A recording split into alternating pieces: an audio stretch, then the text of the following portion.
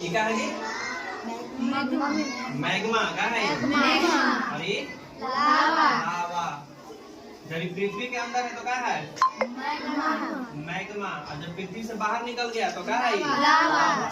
तो क्या लिखा है? It is a melted material. Material मतलब पदार्थ ऑफ और यानी पृथ्वी के अंदर जो पिघले हुए पदार्थ होते हैं उसे कथी बोलते हैं हम लोग?